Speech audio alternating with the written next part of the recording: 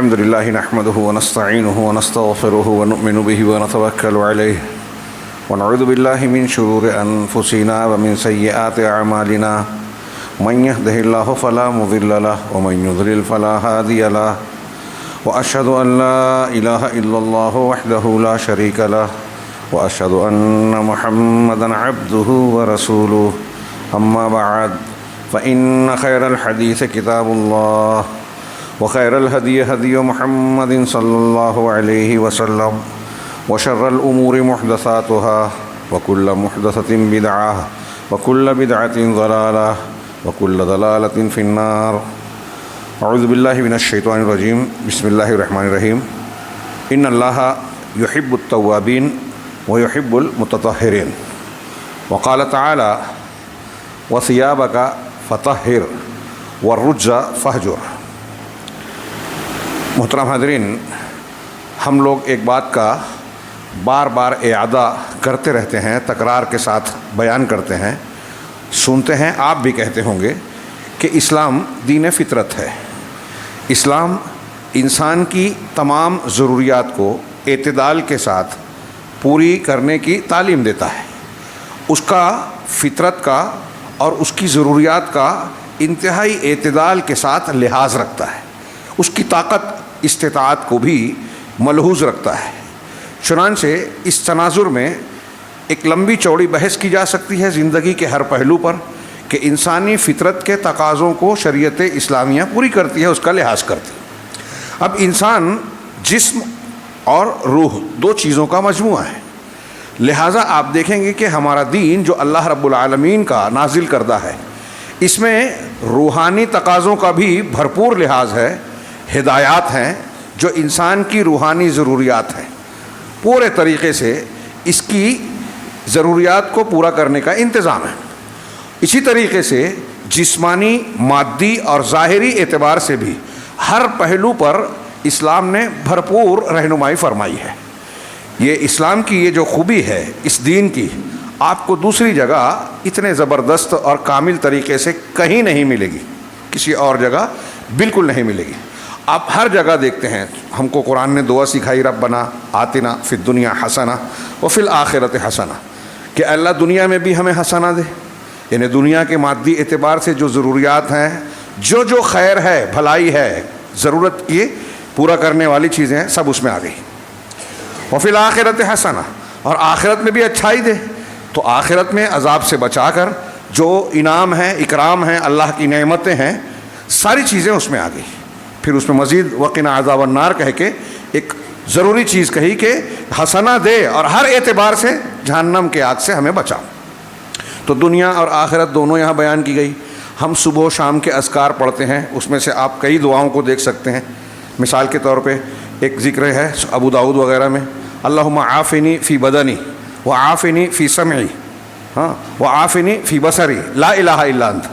یہ پہلا ٹکڑا کہ اے اللہ مجھے میرے بدن کے سلسلے میں عافیت دے، یعنی جسم کو ہر بیماری سے، پریشانی سے، دکھ سے، درد سے تو عافیت دے، بچائے رکھ. وعافنی فی سمعی وعافنی فی بصری، آنکھ اور کان میں بھی مجھے عافیت دے. یہ زندگی کے سب سے اہم آلے ہیں.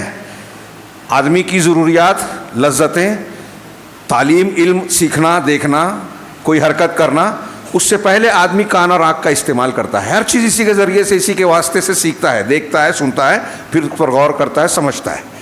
تو آنکھ اور کان کی بھی کو بھی عافیت دے. اس کے معنی میں کئی باتیں بیان کی جا سکتی ہے. یعنی دنیا کے اعتبار سے جو بھلا ہے وہ سمجھ دے، آخرت کے اعتبار سے حق اور باطل کیا ہے، صحیح اور غلط کیا ہے، اس کی تمیز دے. سب آ جائے گی اس میں جب عافیت ملے گی. لا الہ الا انت، تیرے سوا کوئی معبود برحق نہیں ہے، لہٰذا میں تجھی سے مانگ رہا ہوں، تیری عبادت کر رہا ہوں، دعا کر رہا ہوں. یہ پہلا ٹکڑا، یہ جسم اور مادی اعتبار سے ہماری ضرورت ہوئی. دوسرا جملہ اللہم عافنی اعوذ بک من الکفر والفقر واعوذ بک من عذاب القبر لا الہ الا انت، کہ میں تجھ سے پناہ میں، تیری پناہ میں آتا ہوں کفر سے، یعنی کفر سے بچا مجھے، فقر سے بچا. دیکھیے کفر انسان کی روحانی سب سے بڑی بیماری ہے، ایمان کے برخلاف ہے، ضد ہے. تو کفر سے بچا یعنی ایمان دے. یہ روح کی اور دل کی سب سے بڑی بیماری سے بچاؤ اور اس کے ہر طرح سے تحفظ کی دعا ہے. یہ روحانی ضرورت ہے کہ آدمی کفر سے بچے، پھر اس کے بعد فقر سے بچے، مالی اعتبار سے میں تنگی میں مبتلا ہو جاؤں، لوگوں کے سامنے ہاتھ پھیلانا پڑے، مجبور ہو جاؤں، محتاج بن جاؤں، اس سے تو بچا۔ اور یہ ساری چیزوں کے ساتھ پھر کہا وَأَعُوذُ بِكَ مِنْ عَذَابِ الْقَبْرِ، اور عذاب قبر سے تیری پناہ میں آتا ہوں، یعنی دنیا اور آخرت میں دنیا کی مادی اور روحانی ضروریات بھی دے، اور پھر اس دنیا سے جب میں آگے بڑھوں تو پہلا قدم آخرت کے سفر میں جب قبر کا ہوگا تو وہاں بھی مجھ کو عذاب سے بچا، اور جب قبر کے عذاب سے آدمی بچ گیا تو انشاءاللہ آئندہ آگے بھی بچا ہی رہے گا۔ اگر آخرت کا عذاب جہنم کا کسی کو ملنے والا ہے تو قبر میں بچ جائے، یہ ہو نہیں سکتا، تو قبر سے کے عذاب سے بچا۔ کتنی جامع دعا ہے، صبح و شام کے اذکار میں رسول اللہ صلی اللہ علیہ وسلم نے بتائی ہے۔ تو بہرحال میں یہاں آج کے خطبے میں یہ کہنا چاہتا ہوں، یہ خاص طور سے اس بات پر کہ ہر طرح کی گندگی، ہر طرح کی برائی، ہر طرح کی وہ چیز جو انسان کے لیے نقصان دہ ہے، خباثت ہے، نجاست ہے، اللہ تبارک و تعالیٰ نے تعلیم دی ہے کہ ہم اس سے اپنے آپ کو دور کریں، اپنے آپ کو اس سے بچائے رکھیں۔ علامہ ابن قیم رحمہ اللہ کی ایک بڑی پیاری عبارت ہے، وہ کہتے ہیں من تطہر فی الدنیا ولقی اللہ طاہرا من نجاساتہ دخل الجنت بغیر معوق۔ بڑی پیاری عبارت ہے اور جامع، کہ جو شخص دنیا میں پاک باز بنے، پاک ہو، طہارت اختیار کرے، اب اس میں طہارت ہو روحانی اور مانوی گندگیوں سے، کفر ہے، شرک ہے، بدعت ہے، جو دل کی بیماریاں ہیں وہ بھی آ گئی، گناہوں کی بیماریاں، اور اس میں گندگی ہے جسمانی بھی، گندگی ہے اخلاقی بھی، گندگی ہے حرام خوری کی بھی، حرام کھاتا ہے آدمی وہ گندگی ہے، گندا رزق ہے، سود ہے، بیاج ہے، جھوٹ سے کمایا ہوا جو بھی گندی غلط طریقے سے، باطل طریقے سے کمائی ہوئی چیز ہے وہ گندگی ہے۔ آدمی زبان سے گندی بات کرتا ہے، غیبت ہے، چغلی ہے، یہ زبان کی گندگی ہے، برا کام کرتا ہے، یہ اخلاق کی گندگی ہے۔ تو علامہ ابن قیم کہتے ہیں کہ جو دنیا میں ان ساری گندگیوں سے اپنے آپ کو پاک کر لے، لقی اللہ طاہرا من نجاساتہ، اور اللہ سے ملاقات کرے اپنی تمام گندگیوں اور نجاستوں سے پاک صاف ہو کر، تمام گندگیوں سے پاک صاف ہو کر اللہ سے ملے، دخل الجنت بغیر معوق، تو وہ بغیر کسی رکاوٹ کے، بغیر کسی اڑچن کے جنت میں چلا جائے گا، ڈائریکٹ جنت میں جائے گا۔ لیکن آگے کہا وَأَمَّا مَن لَّمْ يَتَطَہَّرْ فِي الدُّنْيَا، رہا وہ شخص جو دنیا میں پاک صاف نہیں ہوتا، طہارت اختیار نہیں کرتا، کفر سے نہیں بچ رہا ہے، یا گناہوں سے نہیں بچ رہا ہے، یا حرام کھانے سے نہیں بچ رہا ہے، یا حرام کاموں سے، دوسرے بہت سارے اخلاقی اعتبار سے، زبان کے اعتبار سے جو بھی ہے نہیں بچ رہا ہے، یا جو کپڑے کی گندگی ہے، گھر میں جو گندگی ہے، محلے میں گندگی ہے، مسجد میں گندگی ہے، اس کی صفائی نہیں کرتا۔ تو جو شخص دنیا میں طہارت اختیار نہیں کرتا، فَإِن كَانَتْ نَجَاسَاتُهُ عَيْنِيَّةً، اب گندگی کے ساتھ وہ اللہ سے جا رہا ہے، ملاقات کرنے آخرت میں پہنچ رہا ہے، تو اب دو شکل کی گندگیاں ہیں۔ علامہ ابن قیم کہہ رہے ہیں کہ اگر اس کی گندگی نجاستیں عینی نجاست ہے، عینی ایسی جو بالکل اٹل ہے، انسان کے ساتھ چپک گئی ہے، ہٹنے والی نہیں، کل کفر جیسے، کل کافر جیسے کافر ہے، یعنی کفر اکبر، شرک اکبر ایسی گندگی ہے جو انسان سے صاف نہیں ہوگی، جہنم میں جانے کے بعد بھی وہ صاف نہیں ہوگی۔ تو اللہ آگے کہتے ہیں، علامہ ابن قیم کہتے ہیں لم يدخلها بحال، ایسا شخص جو کفر اور شرک کی گندگی کے ساتھ جائے گا وہ جنت میں کسی بھی حالت میں داخل نہیں ہوگا، جلتا ہی رہے گا جہنم میں، اور جلتے جلتے بھی اس کی گندگی صاف نہیں ہوگی، اور جب صاف نہیں ہوگی تو جنت پاکیزہ جگہ ہے، پاکیزہ لوگوں کے لیے ہے، جس کے دل میں یا کسی بھی طریقے کی نجاست ہے، گندگی ہے، وہ جنت میں داخلے کے لائق ہی نہیں ہے۔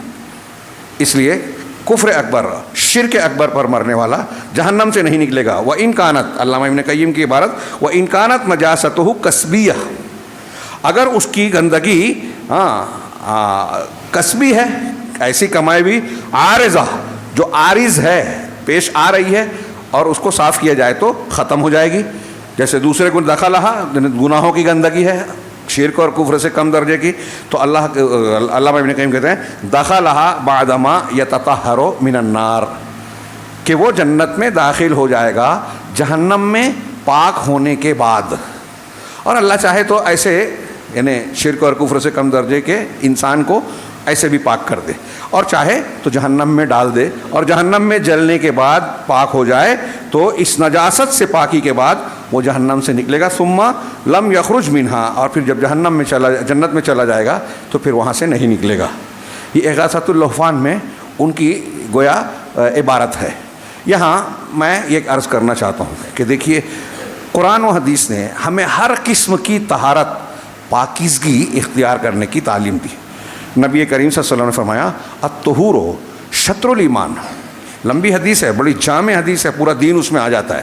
پہلا جملہ ہے والحمدللہ یملأ المیزان، ہے نا، وہ آگے کہ طہور، طہارت، پاکیزگی نصف ایمان ہے۔ کچھ لوگ کہتے ہیں یہاں وضو مراد ہے اور بات کہتے ہیں پاکیزگی، تو یہ آدھا ایمان کیسے ہے؟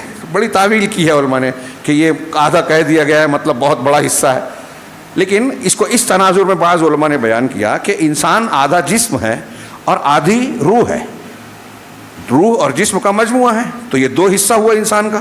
تو ایک پاکیزگی وہ ہے جو روحانی پاکیزگی بتائی گئی ہے، گناہوں سے، کفر سے، شرک سے، بد اخلاقی سے، حرام خوری سے کی گندگیوں سے صفائی کے لیے، اور ایک پاکیزگی وہ ہے جو انسان کو جنابت سے، نجاست سے، گندی چیزوں سے، گندے کپڑے سے، ہاں، اور جتنی ظاہری گندگیاں ہیں، اب انسان کی کئی گندگیاں ہیں، جیسے بدن پر میل کچیل ہوتے ہیں، بال آتے ہیں، ہاں، عورتوں کو حیض و نفاس کی گندگی لاحق ہوتی ہے، مردوں کی موچھ بڑی ہوتی ہے، بغل کے بال ہوتے ہیں، اور بہت ساری چیزیں اس طرح کی جو گندگی کے زمرے میں آتی ہے جو شریعت نے بتایا ہے۔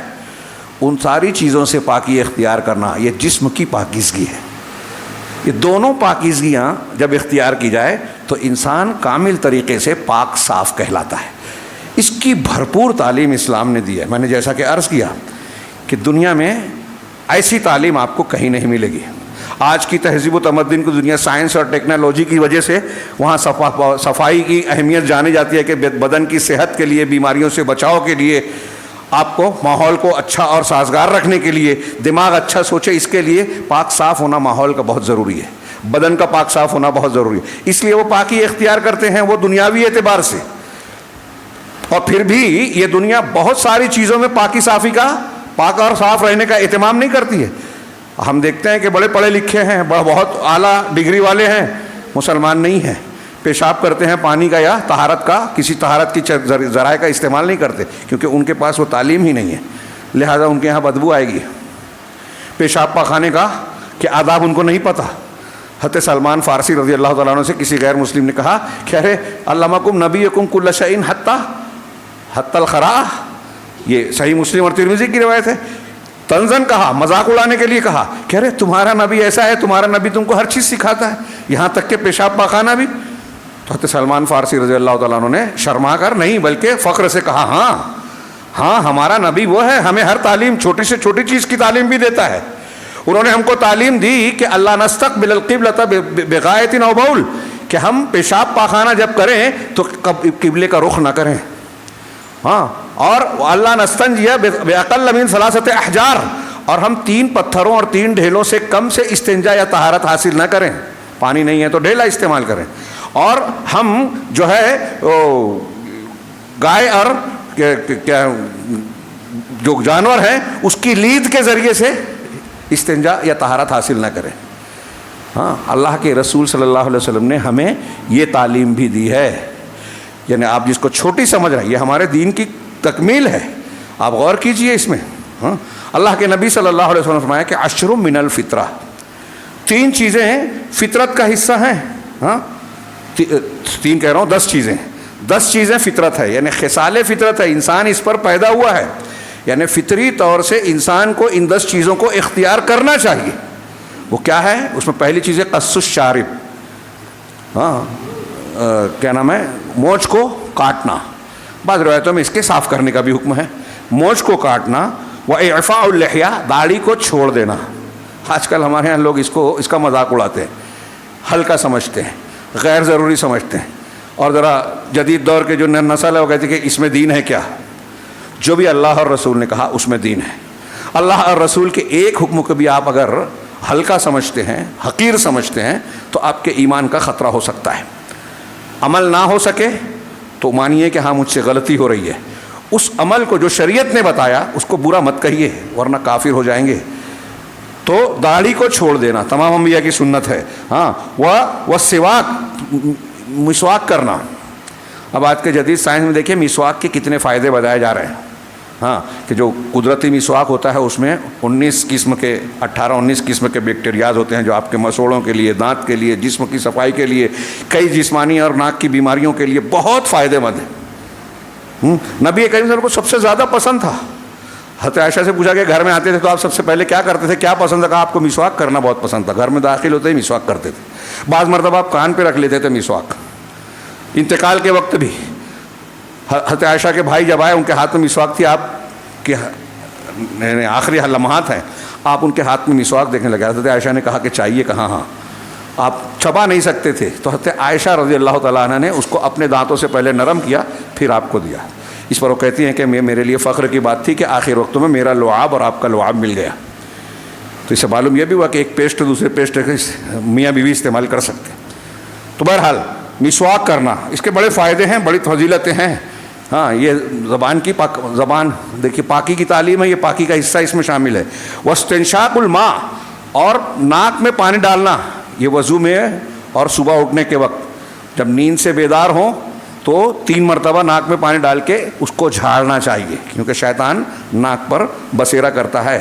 ہاں اذا استيقظ احدكم منهم فليستنثر ثلاثا، کہ جب تم میں سے کوئی شخص اپنی نیند سے بیدار ہو تو 3 مرتبہ اپنی ناک میں پانی ڈال کر جھاڑے۔ نثر کا لفظ ہے یہاں، استنشاق ہے، استنشاق ناک میں پانی ڈالنا، اور ناک میں پانی جب ڈالا جائے گا تو نکالا بھی جائے گا۔ وقص الاظافر، اور ناخن کو کاٹنا، ہاں کیونکہ یہاں گندگی جمع ہو سکتی ہے۔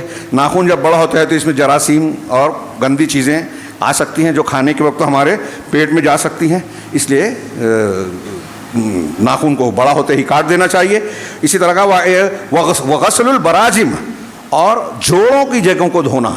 یہ بغل ہے، یہ جو ہمارے جوڑ ہیں، جوڑ کے حصے پہ بدن سے پسینہ آتا ہے، گندگی آتی ہے، دھول دھبے آتے ہیں، تو سب سے زیادہ میل کچیل گندگی پسینے کی شکل میں جوڑوں کی جگہ پر جو ہے جمع ہوتی ہے، لہذا اس کو اچھی طرح سے دھویا جائے۔ وغسل البراجم ونتف الابط، اور بغل کے بال کو اکھیڑنا، یہ سنت ہے، بہتر ہے، اکھیڑنا زیادہ بہتر ہے۔ اگر اکھیڑنے کی طاقت نہیں ہے تو لوہا استعمال کیا جائے، استحداد کا لفظ ہے حدیث میں، ہاں کہ لوہے کا استعمال کیا جائے، اس سے وہ ہوتا ہے جو ہے بعض لوگ پوچھنے آتے ہیں کہ پاؤڈر وغیرہ استعمال کر سکتے ہیں کا شرمگاہ کے پاس کے بال اور بغل کے بال، تو یہ اس شخص کے لیے جو لوہے وغیرہ کا استعمال نہیں کر سکتا، اکھاڑ نہیں سکتا، تو اس کے لیے جائز ہو سکتا ہے۔ تو کہا ونتف الابط وحلق العانہ، اور شرمگاہ کے ارد گرد کے بال کو حلق کرنا، یہاں کے لیے استحداد کا لفظ ہے، لوہے کا استعمال۔ جیسا کہ میں نے کہا بہتر یہ ہے لوہا استعمال کیا جائے، استورا ہے، بلیڈ ہے وغیرہ۔ اگر نہیں تو ضرورت ہے، کوئی بیمار ہے لوہا استعمال نہیں کر سکتا، تو جو آج کل ذرائع استعمال کیے جاتے ہیں پاؤڈر وغیرہ کی شکل میں، اسے استعمال کیا جائے۔ وانتقاص الماء، اور پیشاب پاخانے کے لیے گندگی کو صاف کرنے کے لیے پانی کا استعمال کرنا، پانی کا استعمال کرنا، انتقاص الماء کا معنی یہ ہے۔ اور مصنف مصعب کہتے ہیں راوی حدیث کہ میں 10ویں کو بھول گیا مگر شاید مجھے یاد پڑتا ہے کہ وہ کلی کرنا ہے، مزمزہ، منہ میں پانی ڈال کے کلی کرنا۔ یہ 10 چیزیں سنن فطرت میں سے بتائی گئی ہیں، اور مسلم وغیرہ کی حدیثوں میں اسی حدیث میں کہیں 5 اور کہیں 10 کا ذکر ہے، تو اس میں ختنے کو بھی کہا گیا کہ یہ سنن فطرت میں سے ہے، فطرت کے طریقوں میں سے ہے، خصال فطرت میں سے۔ آپ دیکھ رہے ہیں کہ یہ تعلیمات اسلام جسمانی اعتبار سے دے رہا ہے، اس میں سے ایک ایک چیز جو میں نے بنائی 10 چیزیں ہیں جو ہے، ہاں ختان کو ملائے تو 11 ہو جاتی ہیں۔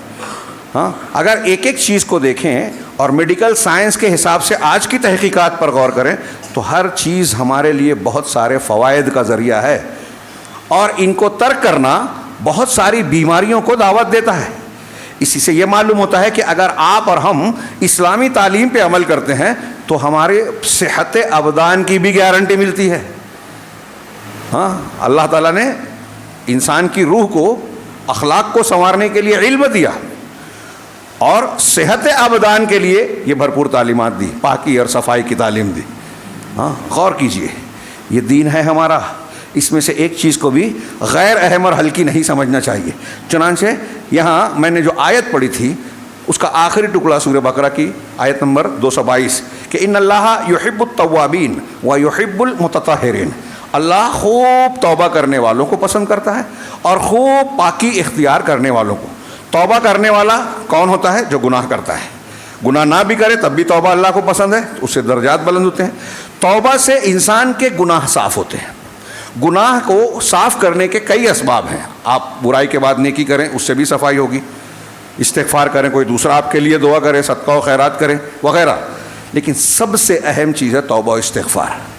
تو توبہ سے آپ کا دل گناہوں سے، گناہوں کے اثرات سے صاف ہوتا ہے، رکی ہوئی رحمتیں آتی ہیں، بارش ہوتی ہے توبہ استغفار سے، دشواریاں پریشانیاں دور ہوتی ہیں، دکھ پریشانی، اس پر آپ لمبی چوڑی باتیں سنتے ہیں، بہت سی دلیلیں ہیں، بہت فائدے ہیں توبہ استغفار کے۔ اللہ توبہ کرنے والوں کو، تواب کا لفظ ہے مبالغے کا، خوب توبہ کرنے والوں کو، چلتے چلتے یوں ہی نہیں کہ بس بول دیا، دل سے اخلاص کے ساتھ توبۃ نصوح، خالص اور سچی توبہ جو کرے گا، گناہ پر شرمندہ ہو کر اس پکے ارادے کے ساتھ کہ آئندہ میں گناہ نہیں کروں گا، اگر ہو جائے بعد میں یہ الگ بات ہے، لیکن جب توبہ کر رہا ہے تو پکا ارادہ ہونا چاہیے کہ میں گناہ نہیں کروں گا، اور وہ گناہ ترک کرے، تو اللہ ایسے لوگوں کو پسند کرتا ہے۔ اور خوب پاکی اختیار کرنا ہو، پاکی کون سی؟ بعض علماء نے کہا کہ گناہوں سے پاکی، اور دوسرا اس کا معنی یہ ہے کہ جسمانی اور ظاہری نجاستوں سے پاکی، ہر قسم کی گندگی سے پاک ہونا اس میں شامل ہے۔ اللہ تبارک و تعالیٰ نے رسول اللہ صلی اللہ علیہ وسلم کو ابتدائی وحی میں فترہ پہلی وحی نازل ہوئی، دوسری تیسری، اس کے بیچ میں جو گیپ ہوا، اس کے بعد جو آیت نازل کی یا ایھا المدثر قم فانذر، اس میں آگے کہا وربک فکبر وثیابک فطہر والرجز فہجر، اپنے رب کی بڑائی بیان کرتے رہو اے مدثر، کمبل اور چادر اوڑھنے والے، قم اٹھو، ہاں فانذر اور ڈراؤ، آگاہ کرو لوگوں کو تنبیہ کے ساتھ، ہاں وربک فکبر اور اپنے پروردگار کی بڑائی بیان کرو، وثیابک فطہر یہاں کہا، اور اپنے کپڑے اس کو صاف کرو۔ تو اس کا ایک تو ظاہری معنی ہے جو ہم لباس پہنتے ہیں وہ صاف ہو، کپڑا صاف ستھرا ہو۔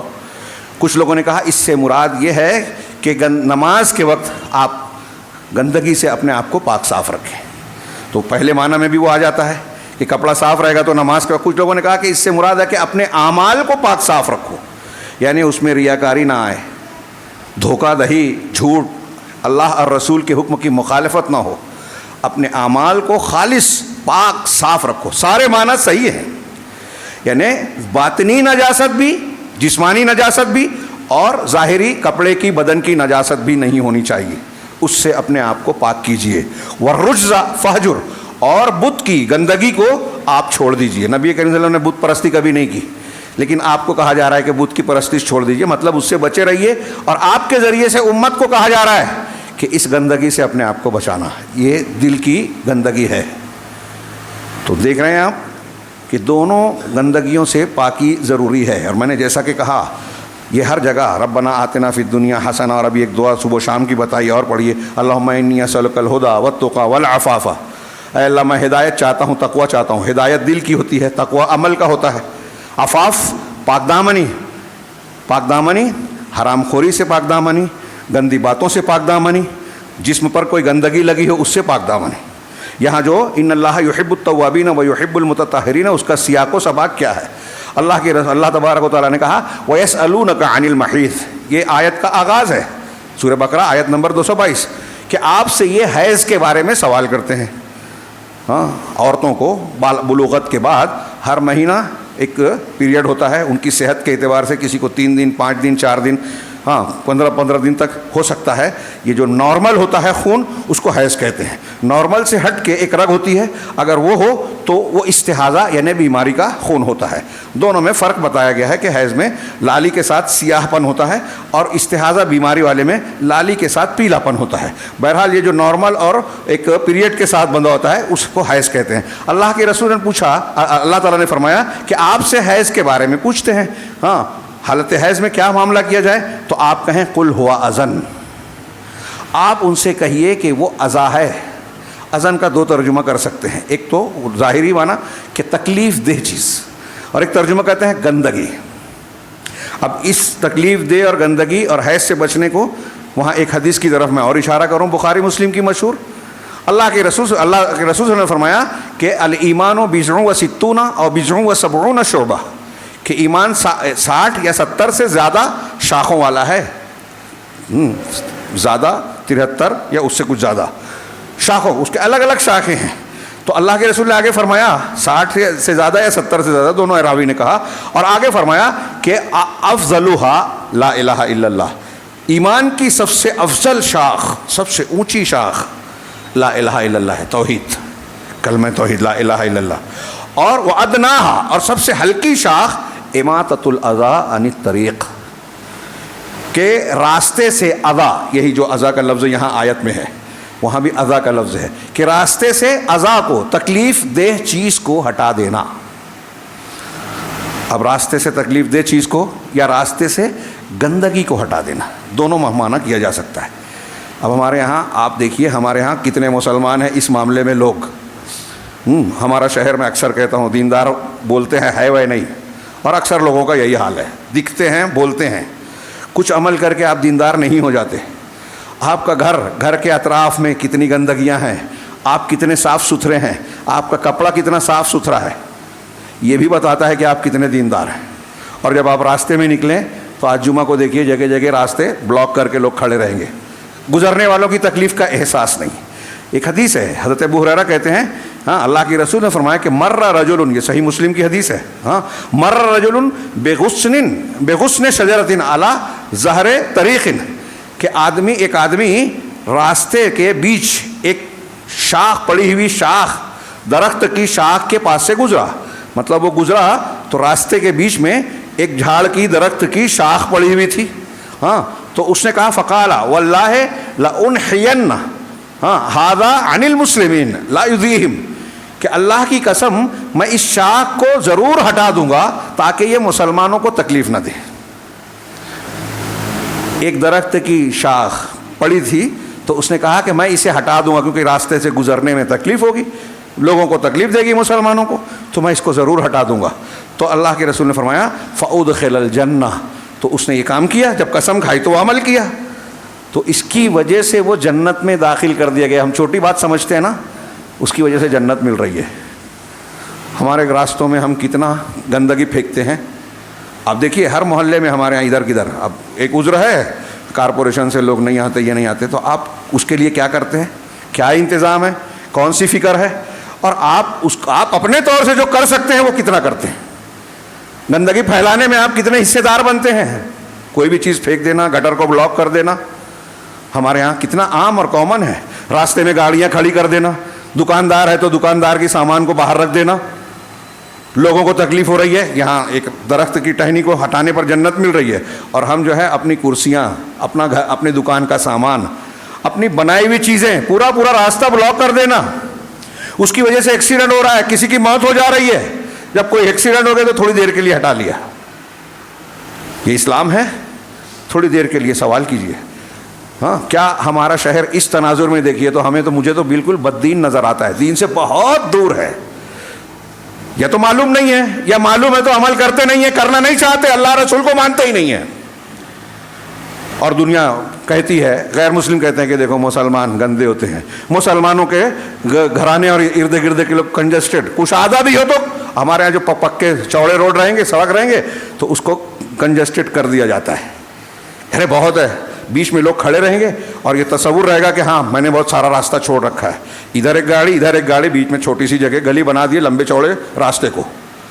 کامن ہے، عام ہے ہمارے شہر میں، اور میں سمجھتا ہوں دوسری جگہوں پر بھی۔ اس معاملے میں لوگوں کو دوسروں کی تکلیف کا احساس ہی نہیں ہے، یہ احساس ہی نہیں ہے کہ یہ ہمارے ایمان کا حصہ ہے۔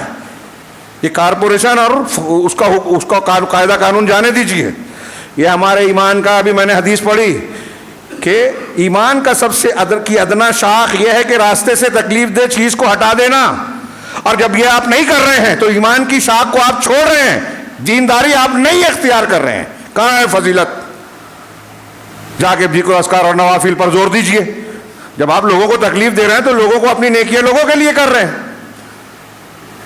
اور جب آپ لوگوں کو تکلیف دے رہے ہیں تو اللہ تبارک و تعالیٰ آپ پر آپ کو تکلیف دینے والے لوگوں کو مسلط کرے گا۔ میں اکثر کہتا ہوں قرآن حدیث کی تعلیم کی روشنی میں ہمارے اوپر جو لوگ ظلم کر رہے ہیں، حکومتیں بن رہی ہیں، ہماری شہریت پر سوال، ہمارے گھروں پر بلڈوزر، ہماری جائیداد اور پراپرٹی پر غلط نظر، اوقاف پر ہتھیانے کا ارادہ، یہ اس لیے ہے کہ ہم لوگوں پر ظلم کر رہے ہیں، لوگوں کو تکلیف دے رہے ہیں، کمزوروں کا حق مار رہے ہیں، جو زمین ہماری ہے نہیں اس کا جھوٹا کاغذ بنا کے بیچ رہے ہیں، جو زمین ہماری ہے نہیں قبضہ کر رہے ہیں، کرائے سے لے کر اس پر قابض ہو کر مالک بننے کی کوشش کرتے ہیں، کمزور کی زمین کو ہتھیا لیتے ہیں، کمزور کا حق مار لیتے ہیں، اور تو اور بھائی اور سگی بہن کا ماسا حق نہیں دیتے ہیں۔ جب ہم اپنے کمزوروں کو حق نہیں دیتے تو اللہ تعالیٰ ہمارے اوپر ایسے لوگوں کو مسلط کر رہا ہے اور کیا ہے جو ہمارا حق مار رہے ہیں، ہمارے ظلم سے زیادہ ہم پر ظلم کر رہے ہیں۔ وَكَذَلِكَ نُوَلِّي بَعْضَ الظَّالِمِينَ بَعْضًا بِمَا كَانُوا يَكْسِبُونَ 20 مرتبہ یہ آیت آپ نے سورہ انعام کی سنی ہے کہ اسی طرح ہم بعض ظالموں پر مسلط کرتے ہیں، ایک دوسرے پر مسلط کرتے ہیں تاکہ ان کے کرتوتوں کا مزہ چکھائیں۔ بِمَا كَانُوا يَكْسِبُونَ یعنی ان کے عمل کی وجہ سے، ان کے کرتوتوں کی وجہ سے۔ تو اللہ تعالیٰ نے یہاں کہا حیض کی تعلیم دے رہا ہے، مسواک کی تعلیم دے رہا ہے، زیر ناف بال صاف کرو، راستے سے تکلیف دہ چیز ہٹا دو، ناخن کاٹو، مونچھ کاٹو، راستے میں کوئی گندگی ہے، اذیت ناک چیزیں ہٹا دو، تم خود مت بنو، رکاوٹ مت بناؤ، یہ ہمارا دین ہے۔ اب ایک تعلیم یہ ہے کہ اگر حیض کی حالت ہے تو اللہ کے رسول اللہ تعالیٰ نے کہا قل هو اذن کہ وہ تکلیف دہ چیز ہے، وہ گندگی ہے، فاعتزلوا النساء فی المحیض تو عورتوں سے محیض کی حالت میں الگ رہو۔ ہاں اب یہ اس پر کچھ لوگ انکار حدیث والے بولتے ہیں دیکھیے اللہ تعالیٰ کہہ رہا ہے حیض میں عورت سے دور رہو، اور حدیث کہتی ہے کہ عورت سے بدن ملا سکتے ہیں، جس کو لفظی اعتبار سے مباشرت کہیں گے، ایک مباشرت جمع کے معنی میں ہے، ایک یہ کہ صرف بدن سے بدن ملے، بوس و کنار ہو۔ تو یہاں محیض کا لفظ ہے، ہاں اسی لیے اہل تفسیر اور اہل علم نے کہا کہ یہ اس میں ظرف ہے۔ منکرین حدیث جاہل ہوتے ہیں عام طور سے، اور علماء سے بڑھ کر اپنے آپ کو سمجھتے ہیں، تو دیکھیے ان کو سمجھتا نہیں ہے اور لوگوں کو سمجھانے کی کوشش کرتے ہیں۔ تو محیض حیض کی مکان الحیض، اب دیکھیے عبدالرحمن بن ناصر السعدی کی تفسیر میں اور کئی جگہ وہ کہتے ہیں کہ فاعتزلوا النساء عورتوں سے الگ رہو فی المحیض حیض کی جگہ سے، شرمگاہ اور اس کے اطراف کی جگہ سے بچو، مطلب بدن کے دوسرے حصوں کو۔ یہودی جو ہے اس حالت میں عورتوں کو الگ تھلگ کر دیتے تھے، وہ کھانا پکانا نہیں کر سکتی، بچوں کو نہیں دیکھ سکتی وغیرہ وغیرہ، بستر سے الگ۔ اللہ تعالیٰ نے کہا کہ نہیں، اس طرح کرنے کی ضرورت نہیں ہے، وہ بستر پہ سو سکتی ہے، کچن میں کام کر سکتی ہے، گھر کی صفائی کر سکتی ہے، چیزوں کو چھو سکتی ہے۔ ہاں آپ جو ہے حیض کے مقام شرمگاہ کی جگہ اس سے اجتناب کریں، اس وقت ہم بستری اور جمع نہیں ہونا چاہیے، یہ گندگی کی بات ہے۔ اب دیکھیے کہ سائنس بھی کہتا ہے کہ اس حالت میں نقصان دہ ہے اگر آدمی عورت سے قریب ہوگا، تو کہا وَلَا تَقْرَبُوهُنَّ حَتَّى يَطْهُرْنَ اور ان سے قریب نہ ہو، قریب نہ ہو کا مطلب ان سے جمع نہ کرو، ہم بستری نہ کرو، یہاں تک کہ وہ پاک ہو جائیں، حتیٰ یطہرن یہاں تک کہ وہ پاک ہو جائیں، فَإِذَا تَطَہَّرْنَ پھر جب وہ خوب اچھی طرح پاک ہو جائیں۔ یہاں ایک اختلاف کرتے ہیں علماء کہ حیض کا انقطاع، حیض کا ختم ہو جانا کیا پاکی ہے، یا پھر جب حیض ختم ہونے کے بعد عورت غسل کر لے تب پاکی ہے۔ تو علماء نے دو باتیں کہی ہیں کہ حیض رک گیا، نہیں نہائی ہے تب بھی آپ اس سے اپنی ضرورت پوری کر سکتے ہو، دوسرے کہتے ہیں کہ نہیں غسل کرنا، یہ قول زیادہ راجح نظر آتا ہے کیونکہ آگے اللہ تعالیٰ کا فَإِذَا تَطَہَّرْنَ جب وہ اچھی طرح پاک ہو جائیں یعنی غسل کر لے میں، ہاں فَأْتُوهُنَّ مِنْ حَيْثُ أَمَرَكُمُ اللَّهُ تو تم وہاں سے آؤ جہاں سے اللہ نے تم کو حکم دیا ہے، مطلب شرمگاہ سے، پیچھے سے نہیں، غلط جگہوں پر نہیں، بلکہ جہاں کھیتی ہے، جہاں سے حکم ہے، اجازت ہے، وہیں سے آنا ہے۔ تو فَإِذَا تَطَہَّرْنَ عبدالرحمن بن ناصر السعدی اور دوسرے علماء کہتے ہیں کہ اس میں یہ گویا ثبوت ہے کہ حائضہ عورت پاکی کے بعد غسل کرے گی، مطلب انقطاع دم کے بعد غسل کرے گی۔ اس کے بعد اللہ یہ جملہ کہہ رہا ہے ان اللہ یحب التوابین ویحب المتطہرین، اللہ تبارک و تعالیٰ خوب توبہ کرنے والوں کو پسند کرتا ہے اور خوب پاکی اختیار کرنے والوں کو۔ اگر آپ قرآن حدیث کی تعلیمات کا وقت زیادہ ہو گیا مطالعہ کریں گے تو آپ کو اس سلسلے میں قرآن و حدیث کی تعلیمات بڑی زبردست نظر آئے گی۔ حضرت ابراہیم اور حضرت اسماعیل، حضرت ابراہیم اور اسماعیل، کعبہ کی تعمیر کے بعد اللہ تعالیٰ نے کیا کہا؟ وَعَهِدْنَا إِلَىٰ إِبْرَاهِيمَ وَإِسْمَاعِيلَ أَن طَهِّرَا بَيْتِيَ لِلطَّائِفِينَ وَالْعَاكِفِينَ وَالرُّكَّعِ السُّجُودِ، کہ ہم نے ابراہیم اور اسماعیل کو حکم دیا یا عہد لیا کیا کہ تم میرے گھر کو، یعنی بیت اللہ کو، ہر مسجد اللہ کا گھر ہے، اور مسجد کی فضیلت کے لیے کافی ہے کہ اللہ اسے اپنی طرف نسبت کر رہا ہے کہ میرا گھر، کہ میرے گھر کو یعنی مسجدوں کو، اور وہاں کعبۃ اللہ مراد ہے کہ کعبہ کو، بیت اللہ کو طاہرہ پاک صاف رکھیں۔ مسجد میں آپ کو کوئی کنکر کوئی گندگی نظر آئے آپ صاف کریں گے، اجر و ثواب ہے، بتایا گیا حدیث میں۔ مسجد میں گندگی نہ کی جائے، یہ عبادت کی جگہ ہے۔ اس سے پتہ چلا آپ گھر میں بھی عبادت کرتے ہیں تو اپنے گھر کو بھی صاف ستھرا رکھیں، اپنے لباس کو صاف ستھرا رکھیں، جس چیز پر جس جگہ پر آپ نماز پڑھ رہے ہیں وہ جگہ صاف ستھری رہے، ہاں، ہر نجاست سے پاک۔ اور پھر غسل انہیں آپ کی ایک جنابت کبریٰ ہوتی ہے، احتلام ہو جائے، ہم بستری ہو، حیض ہو عورتوں کے لیے، نفاس ہو، یہ بڑی ہے، اس سے پاکی کے لیے غسل بتایا گیا ہے۔ میاں بیوی میں ملاپ ہو، کیا ہے، اذا التقى الختان الختانہ، ختنہ ختنے سے مل جائے تو غسل واجب، الماء من الماء، یہ کتاب الطہارہ میں حدیثیں پڑھاتے ہیں کہ احتلام ہو جائے تو پانی نکلے تو پانی یعنی غسل ہے۔ یہ تعلیم قرآن نے دی ہے، اللہ تعالیٰ رسول اللہ صلی اللہ علیہ وسلم یہ شرمائے نہیں ان چیزوں میں، کیونکہ یہ ضرورت ہے، فطرت ہے ہماری، یہ تعلیم ہے اور دین کا حصہ ہے۔ تو غسل کی تعلیم دی۔ کچھ چیزیں ایسی ہیں جس سے وضو ٹوٹتا ہے، ہوا کا خارج ہونا، پیشاب پاخانہ، ایسی نیند جس میں آپ کو ہوش نہ رہے، گہری نیند ہو جائے، مطلب آپ کو پتہ نہ چلے کہ ہوا نکلی نہیں نکلی، تو ایسی نیند آ جائے تو بھی وضو ٹوٹ جائے گا، ٹوٹا ہوا مانا جائے گا، ہاں۔ تو یہ نواقض وضو جو چیزیں بتائی گئی ہیں اس سے وضو لازم۔ اللہ کے رسول صلی اللہ علیہ وسلم نے کہا لا تقبل صلاۃ بغیر طہور ولا صدقۃ من غلول، کہ کوئی نماز بغیر طہارت کے قبول نہیں ہوتی، اور حرام سے، غلول مال غنیمت میں خیانت کو کہتے ہیں، خیانت کو، لیکن ہر وہ مال جو غلط طریقے سے، جھوٹ سے اور دھوکے سے کمایا جائے وہ غلول کے معنی میں شامل ہے۔ تو کوئی حرام کا پیسہ اگر ہے تو اس حدیث میں اللہ کے رسول نے فرمایا کہ اس سے کیا ہوا صدقہ قبول نہیں ہوتا، گندے پانی سے نہانے سے پاکی نہیں ملتی۔ تو یہ دونوں دیکھیے، دونوں طہارتیں آ گئی، یعنی آپ کا مال بھی پاک صاف ہونا چاہیے، اور آپ کا جسم، آپ کا لباس بھی پاک صاف ہونا چاہیے، اور آپ کو نماز پڑھنی ہے تو نماز کے قبول ہونے کے لیے ضروری ہے کہ آپ پاک ہوں، باوضو ہوں۔ اب وضو کی بھی تعلیم دی شریعت نے، غسل اور وضو کا طریقہ بتایا قرآن و حدیث نے، ہاں، پوری آیت ہے سورہ مائدہ میں لمبی، میں صرف اشارہ پہلا حصہ پڑھ کے چھوڑ دیتا ہوں آپ پر۔ اللہ تعالیٰ نے کہا یا ایھا الذین آمنوا اذا قمتم الی الصلاۃ فاغسلوا وجوہکم وایدیکم الی المرافق وامسحوا برؤوسکم، اے ایمان والو جب نماز کے لیے اٹھو تو اپنے چہروں کو دھو۔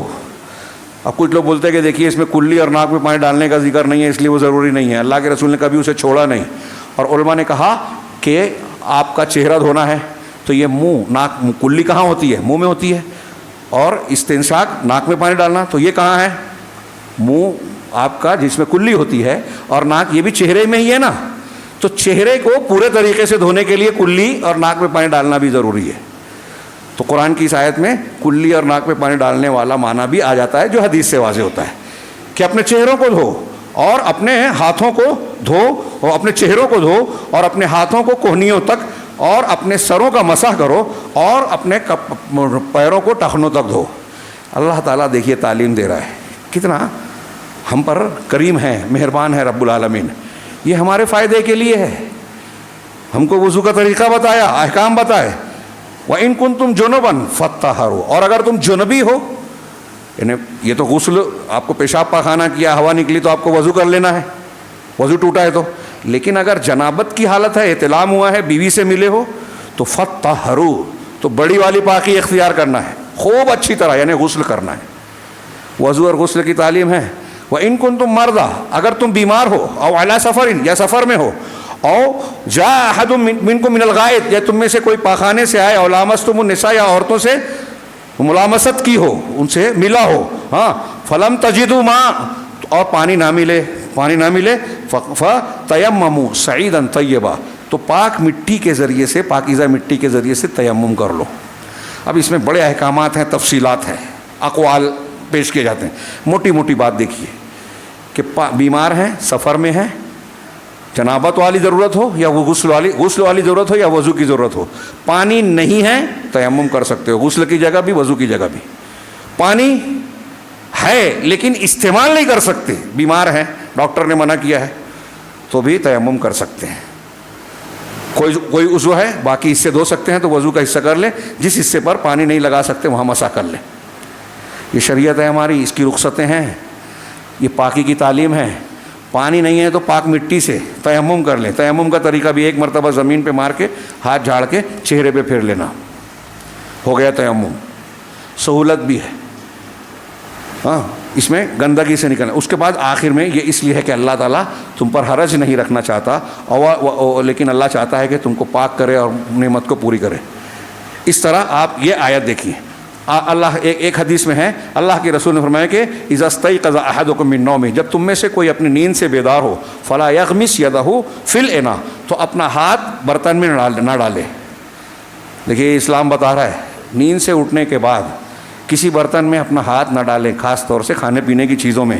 ہاں، حتى يغسلها 3 مرات، یہاں تک کہ 3 مرتبہ ہاتھ کو دھو لے۔ کیوں؟ وجہ کیا بتائی؟ فإنه لا يدري أين باتت يده، اس لیے کہ وہ نہیں جانتا کہ اس کے ہاتھ نے رات کہاں گزاری۔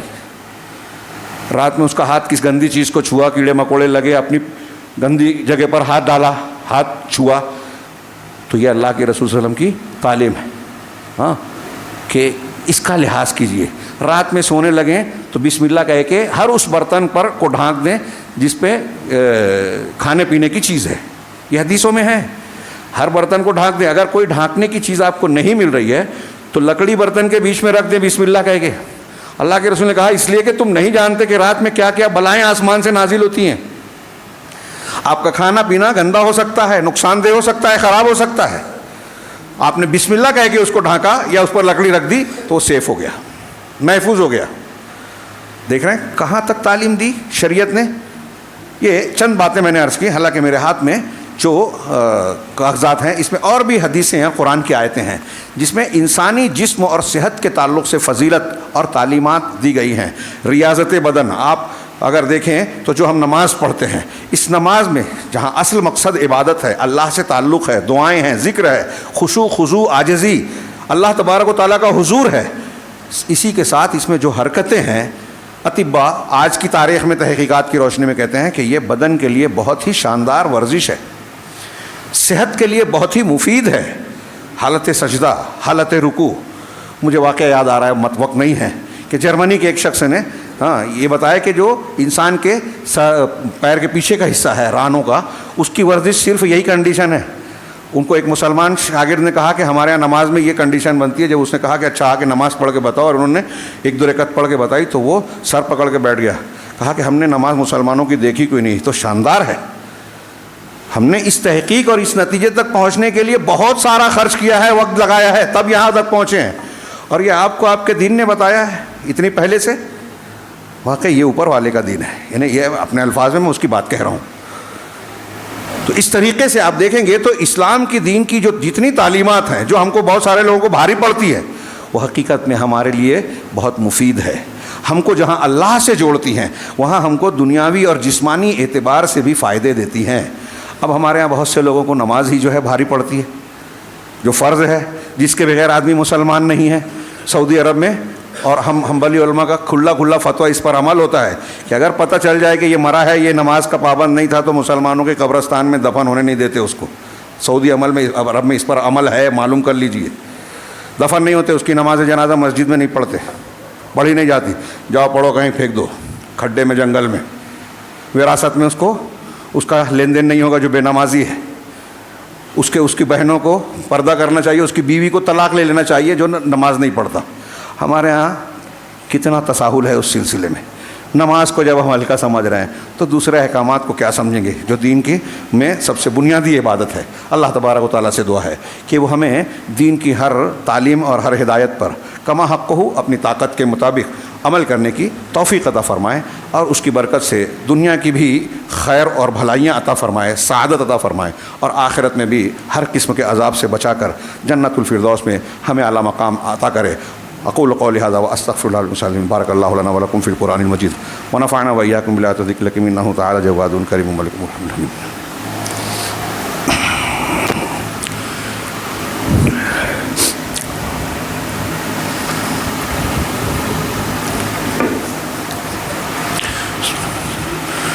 الحمد لله نحمده ونستعينه ونستغفره ونؤمن به ونتوكل عليه ونعوذ بالله من شرور أنفسنا ومن سيئات أعمالنا من يهده الله فلا مضل له ومن يضلل فلا هادي له وأشهد أن لا إله إلا الله وحده لا شريك له وأشهد أن محمدا عبده ورسوله أما بعد فأعوذ بالله السميع العليم من الشيطان الرجيم بسم الله الرحمن الرحيم إن الله وملائكته يصلون على النبي يا أيها الذين آمنوا صلوا عليه وسلموا تسليما اللهم صل على محمد وعلى آل محمد كما صليت على إبراهيم وعلى آل إبراهيم إنك حميد مجيد اللهم بارك على محمد وعلى آل محمد كما باركت على إبراهيم وعلى آل إبراهيم إنك حميد مجيد عباد الله رحمني ورحمكم الله إن الله يأمر بالعدل والإحسان وإيتاء ذي القربى وينهى عن الفحشاء والمنكر والبغي يعظكم لعلكم تذكرون اذكروا الله يذكركم وادعوه يستجيب لكم ولذكر الله تعالى أعلى وأجل وأكبر